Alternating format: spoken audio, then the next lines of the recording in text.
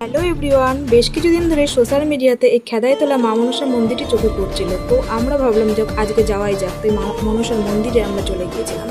আর এই মন্দিরটি অবস্থিত পূর্ব বিষ্ণুপুর থেকে একটু ভেতরে 1 কিলোমিটার ভিতরে মন্দিরটি অবস্থিত। আর মন্দিরটি দেখো, ভেতরে একটা গাছ আছে, একটি গাছের উপরে এইটি পুজো করা হয়। আর আসার পথে আরেকটি মায়ের সাথে দেখা হয়ে গেল, তাই একটু ক্লিপ নিয়ে নিলাম।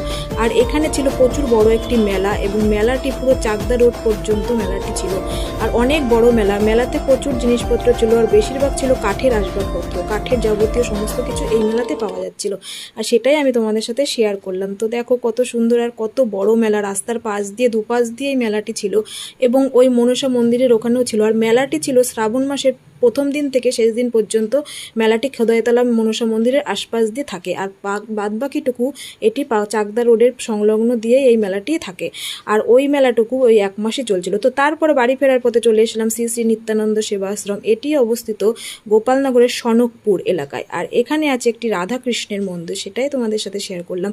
আর এই মন্দিরটির পাশেই ছিল একটি মা দুর্গা মন্দির, জয় মা দুর্গা। এই মাকে দেখে না আমি গাটা কেমন শিরিয়ে উঠেছিল, কারণ আমি প্রথমে খেয়াল করিনি যে ওখানে একটি মা দুর্গা আছে। তারপর দেখলাম মায়ের ভালোই হলো। আজকে এসেছিলাম নিত্যানন্দ সেবাশ্রম, এটা হচ্ছে সনকপুর, গোপালনগর সনকপুর। তা পরিবেশটা এত সুন্দর লেগেছে, আমার তো খুব ভালো লেগেছে। দেখো বাবা ভোলানাথ মহাদেব, জয় বাবা ভোলানাথ, হর হর মহাদেব। তা তোমরা যদি কেউ আসতে চাও তা আসতে পারো। এটা গোপালনগর সনেকপুর নিত্যানন্দ সেবাশ্রম, খুব সুন্দর জায়গা, আমার তো খুব ভালো লেগেছে।